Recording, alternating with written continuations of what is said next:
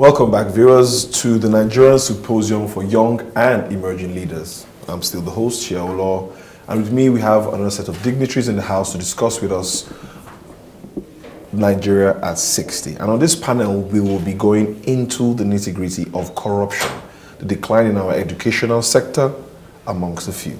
The countdown to Nigeria at 60 is effectively underway, but the big question would be, where do we stand as a people and country when it comes to policy formulation and implementation in matters relating to healthcare, security, food, employment, and the overall welfare of the Nigerian citizen? On Rubbin Minds, Sheyi Awolowo talks with Honorable Najib Tafida, Barrister Victor Giwa, and Dare Olauba. So, Barrister, if you don't mind me starting off with you. We are a few months shy of Nigeria at 60's independence. How have we fared as a nation? Do we have a lack of leadership in Nigeria? For example, people who understand the dynamic nature of Nigeria as a nation? Well, thank you very much. I will start by saying we have a leadership crisis. We have a leadership issue. And unfortunately for us, especially in recent time, we've had the misfortune of having leaders who really do not appreciate what it means to be leaders. Leaders are to give direction. Leaders are to redefine crisis. Leaders are to provide solutions. So when you have leadership, it is because of the presence of a crisis. So it is not, a leader is not a pastor. A leader is somebody that deals with crisis situation and it comes with direction. So we've had cases where people who we have bequeathed with the platform of leading us unfortunately became problems to us. And that is why we are exactly where we are right now. Okay. Well, since 2009, Nigeria has fought the battle of insecurity. How far would you say we've come, and how much did corruption play? How much of a role do you think corruption played in that fight? That's a very strong one. Corruption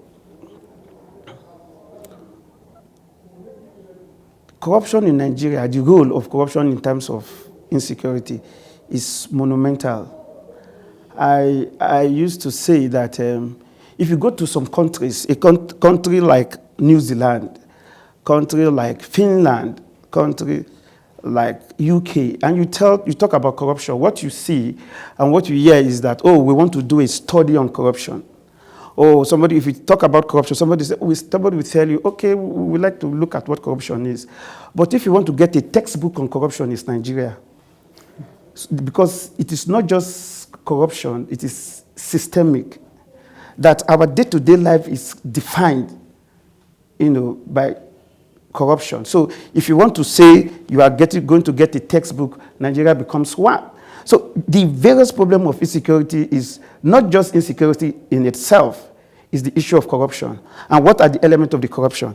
You are talking about fighting Boko Haram, you are going to put in our soldiers' foot in the northeast without arming them adequately. Not because the fund is not there, it's because the fund is in somebody's pocket. And there was a time in this country where Nigerians were supposed to buy ballistic helmet for its military men when they were going for outside, fight. These are foreign missions. And they went there with helmet for what we call locally Okada riders. That was how bad corruption has entered into. So in corruption, Nigeria is not something, it's a system, and our leaders, unfortunately, have not been able to address the systemic part of the corruption in Nigeria. And until we do that, the issue of insecurity is not insecurity. The issue of insecurity is corruption. So you're technically saying that corruption in itself has its own structure and system from which it operates out of within the Nigerian government. Yes, that is not within the Nigerian government, within the Nigerian system. Honorable, as regards the young people in politics, many have pushed for more inclusion of younger people in Nigerian politics. How far would you say we've come with that inclusion? Well, thank you. I think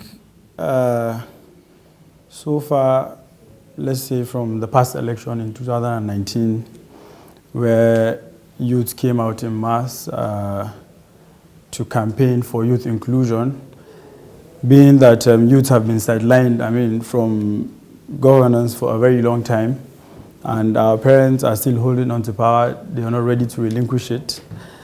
So the campaign that came about in 2019 actually paved the way for youth. For me, I would say it was a very good starting point because youth got the chance to actually participate. A lot of us got the experience, and some of us actually won their elections. So for me, I think we have gone forward, and by 2023, I think it's actually going to be, we're going to have a really, really strong presence in the political space. Okay. Many people are fighting this due process in the Nigerian system, even going as far as shaming those who choose to do right. How have we normalized corruption in Nigeria? And why is it that in itself, it's a bigger problem, where people see those who aren't committing crimes, no matter how small the problem is, they think it's okay? Well, first of all, the main problem I like to say in Nigeria is that we are not patriotic. And it's something that we have not built over time. So the problem we're facing today is that everybody is thinking about himself, his immediate family, and his associates. Corruption over time has eaten into every molecule of our being. It's in the system, it's everywhere, from the security man up to the chief executives. Everyone is corrupt. There's no accountability, there's no transparency. And I would say if our leaders could actually take the bull by the horn and find a way of being accountable, if the government was transparent, then I think we would have seen a great change. The past in 2015 rather, the campaign was about change, and we all expected and we thought there was going to be, a meaningful change and people would be held responsible.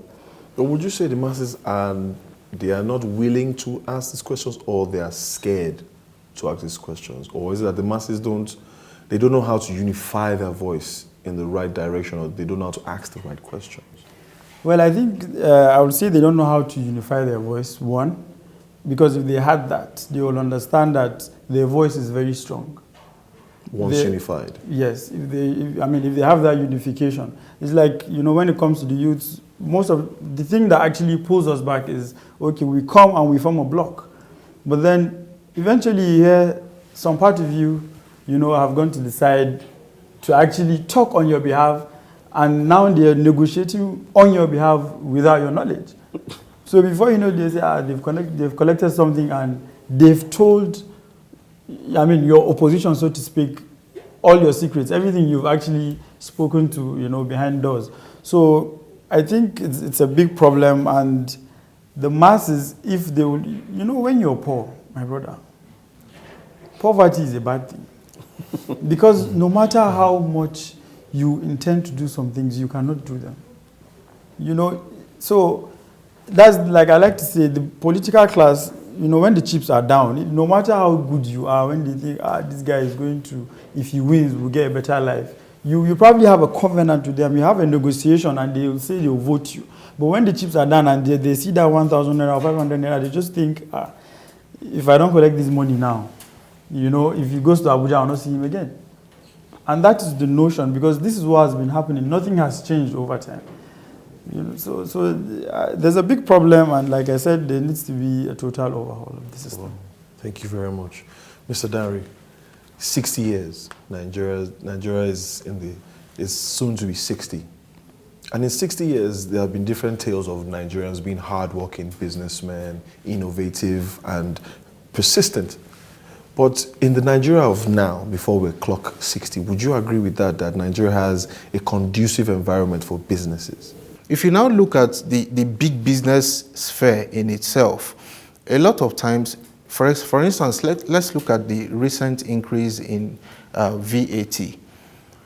That on its own has made it a little bit difficult for people to be able to do business successfully, because what used to be 10 naira is now about 17.5, 17 naira 50 kobo.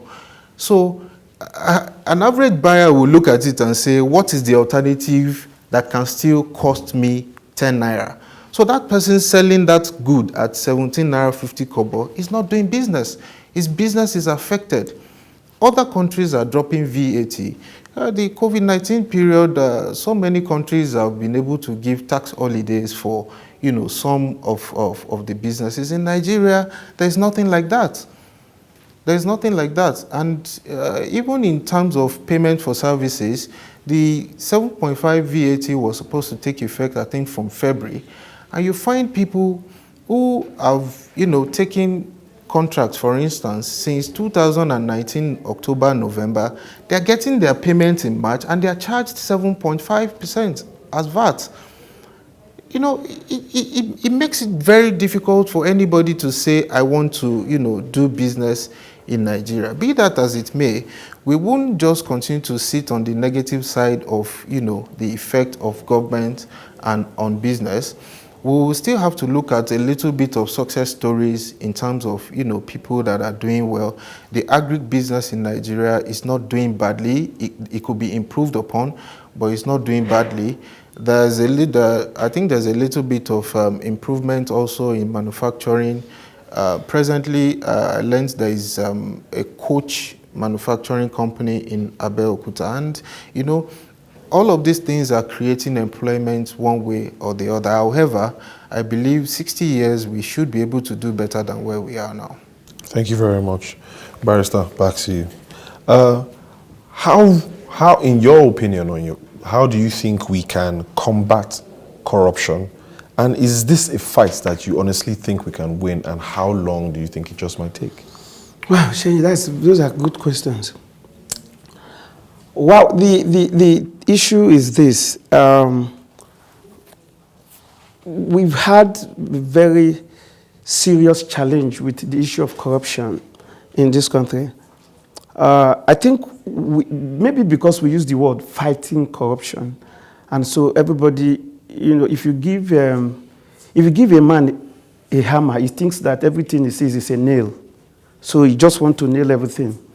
So when we say fighting corruption, we think that fighting corruption is just picking up somebody, arresting, seizing, and all of that. No, we have not really addressed the issue of corruption systematically and strategically, because, like I said, it is systemic, so you have to do it systematically. What we've been doing is just recovering money. We're not actually fighting corruption. I will give you a good example which you can interact, which you can relate with. As a lawyer, we've done about 12 petitions within the past 3 weeks to the Nigerian police talking about people who swindled some persons of their money on property. And I have a good relationship with the police, especially, yeah.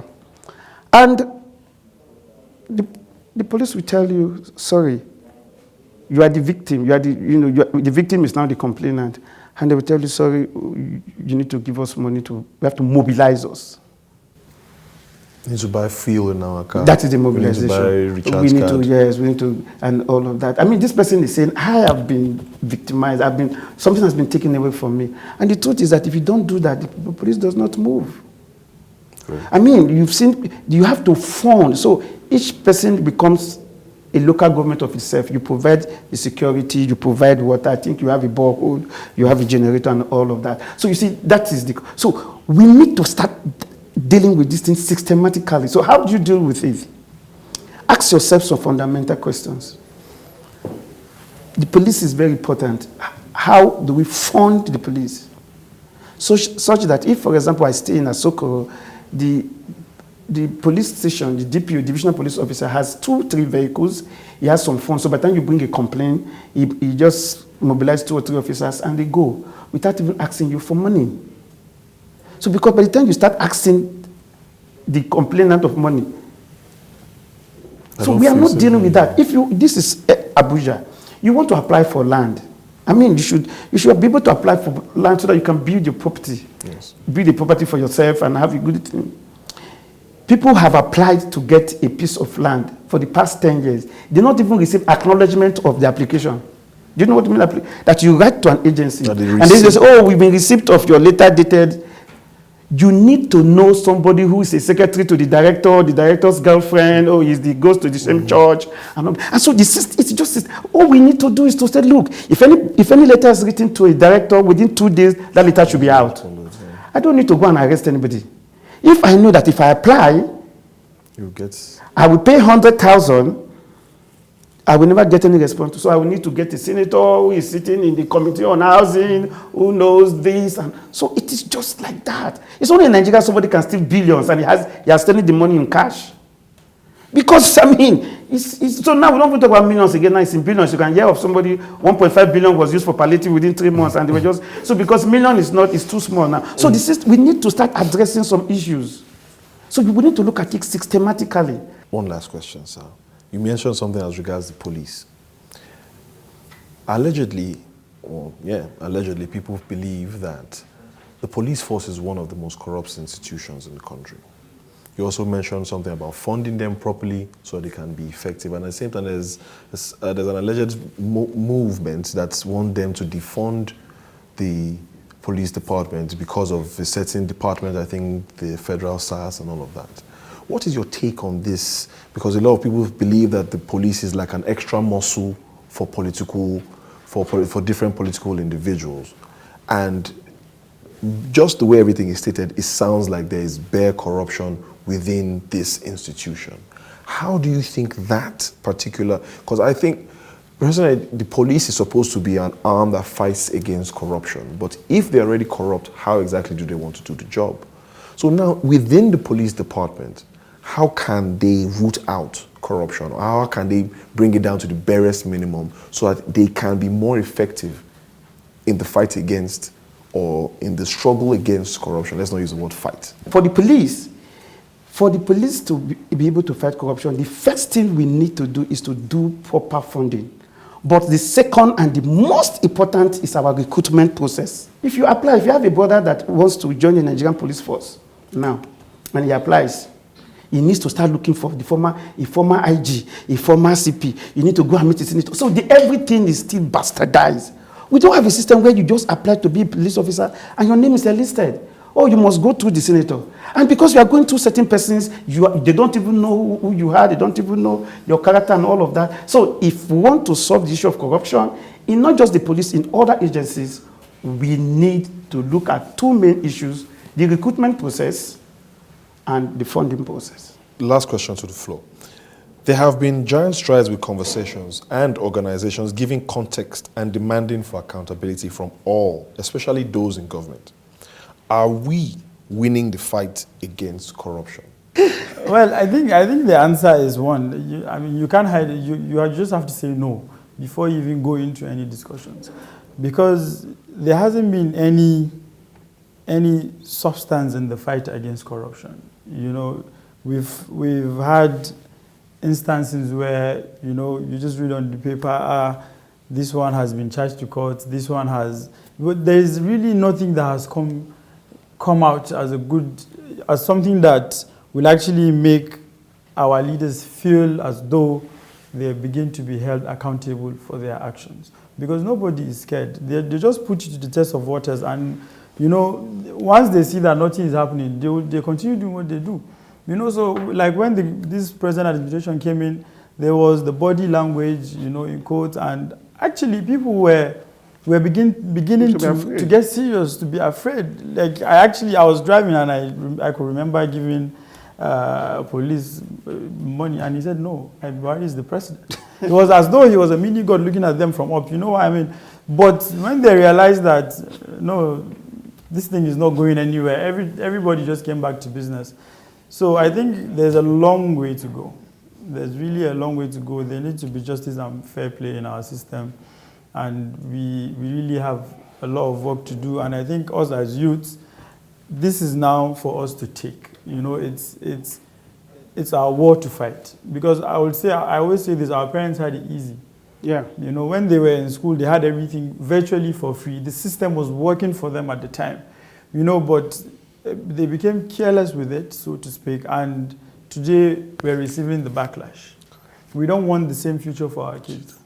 Yes. So we are out to actually take the bull by the horn, and by God's grace, I would say by joining the political system, we're beginning to have a word or a say, and hopefully by 2023, youth will take over.